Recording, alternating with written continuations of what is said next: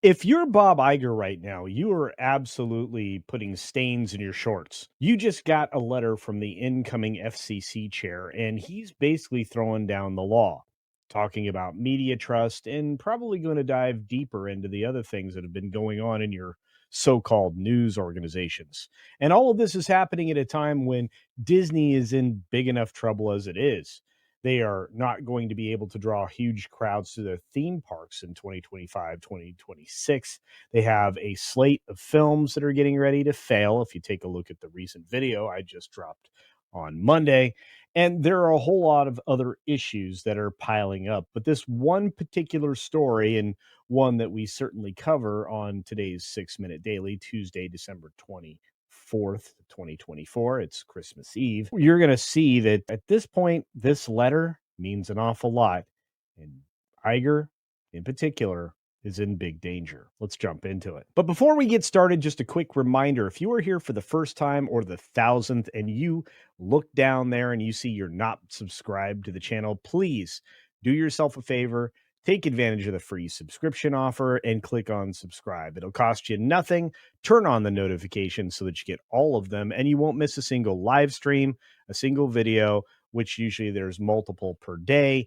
And of course, all the special events that we do, like, well, the fact that I was just at AmFest over the last 4 or 5 days. So you don't want to miss notifications of that. You also might consider becoming a subscriber and checking out beachpunk.com, my amazing website that's basically just apparel, not even related to the pop culture stuff that we talk about on this channel from the business side of things. Now let's get to the article from Deadline, believe it or not. Letter to Disney's Bob Iger referencing ABC's Donald Trump settlement and low media trust. Now, we've been talking about that for a long time on this channel. You'll probably find some videos right up there that you can go reference if you want to learn just how quickly the media has fallen out of favor, in particular, the news media. But you already know that. You've been following me for a while. You get it. This fella coming in, the incoming chairman of the FCC, fired off a letter to Walt Disney Company CEO Bob Iger referencing ABC's recent settlement of a defamation lawsuit filed by Donald Trump, while also decrying the overall decline in public trust in the media. And this is according to CNN, another not so well trusted media organization. But hey, Warner Brothers is going to try to spin that off and sell it. Maybe ABC is going to start doing the same. But the letter got into other issues, according to the article here, including retransmission consent and affiliate negotiations and its impact on localism.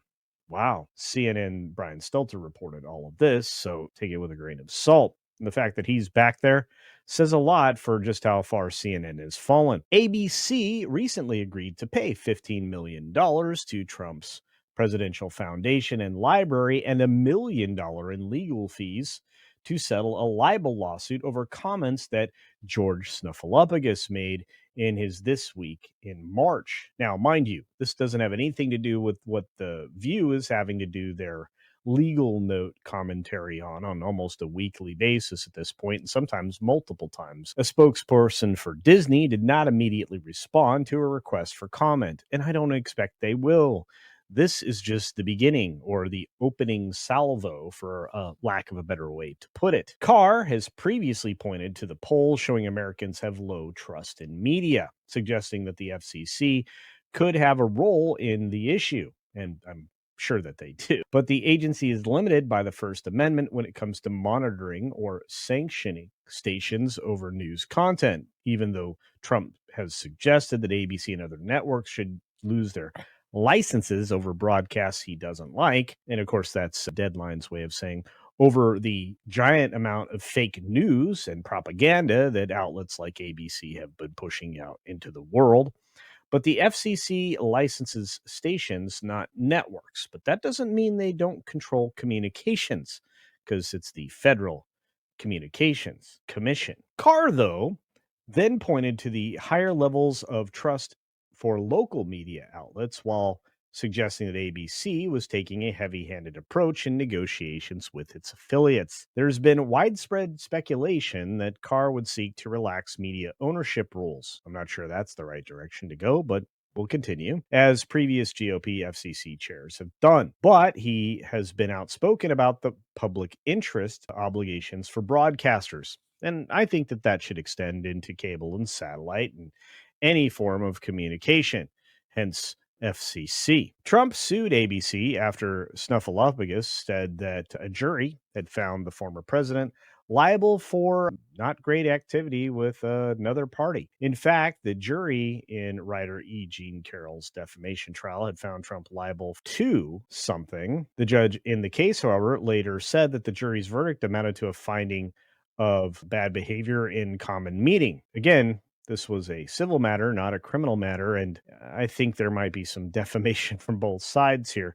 We'll have to see what happens. But the judge wrote the finding that Miss Carroll failed to prove that she was done badly within the meaning of the New York penal law, because, well, she wasn't, does not mean that she failed to prove that Mr. Trump, quote unquote, did something bad within the meaning of what people commonly understand as that word, which, again, this is a lot of jump roping to try to convince people that this happened. It didn't, and the judge knows it and is just trying to muddle the issue so that they can say silly things like this. Indeed, as the evidence at trial recounted below makes clear, the jury found that Mr. Trump, in fact, did exactly that. Exactly what is not necessarily clear.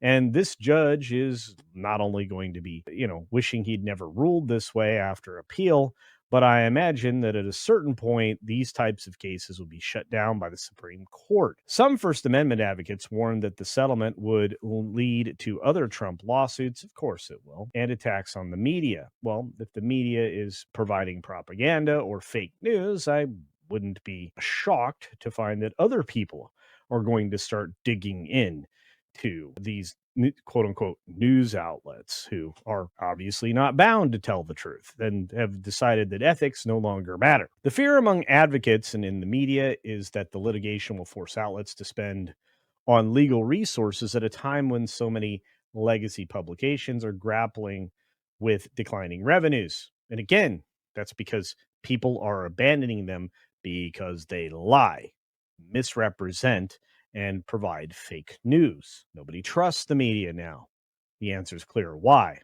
If you just report the news and the facts and the information without all the titillation and other words, if you just provide the news and the facts without any of the added fluff or puffery, you would end up in a much better situation as a news organization and less likely to be sued. These are the facts, and they can't be disputed, should be the way we look at news reporting now and basically forever. And supposedly in the past, although Walter Cronkite even was a little bit sus at times. Carr has also attacked a media watchdog, NewsGuard, for good reason, by the way, claiming that it was somehow in a censorship cartel, which it is, with major tech companies.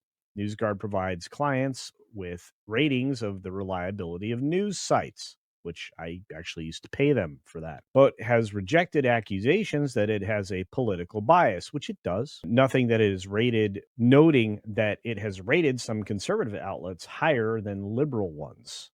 One outlet on the right, though, got a low 20 of 100 score.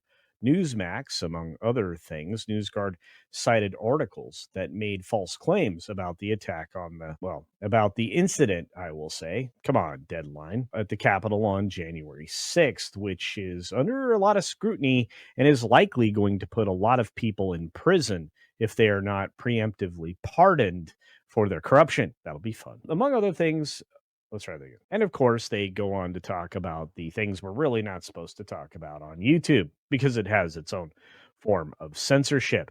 In fact, if I even mentioned the name Trump, which I've already done during this video, there's a decent chance that there will have been or maybe now a flag at the top of the window telling you about the results of the election. For how long do we have to go through that?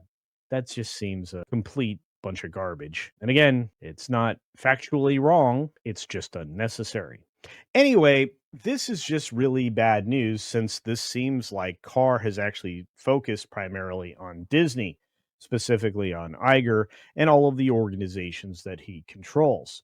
It's also a media source for a lot of terrible ideology, identitarianism, and some neo Marxism that people are just plain tired of having forced down their throat. I imagine that going forward, ABC is going to be, well, focused on, and rightfully so. And this actually puts Robert Iger in danger and more likely to be replaced rather quickly than towards the end of what would be his tenure. At least that's how I see it. How do you see it? Let me know your thoughts down in the comments section below. And again, while you're down there, hit the thumbs up button. Be sure that you're still subscribed. Make sure you check out the description because in there, you're going to see my amazing apparel site, beachpunk.com. And you can get all kinds of great non-pulp culture related items there. And be on the lookout for my new website coming up shortly. On that note, as we come up on the Christmas holiday, be sure to take care of yourself, take care of others, wash your hands because it's good hygiene and you can protect other people in your family from getting ill. And until next time, see ya for real.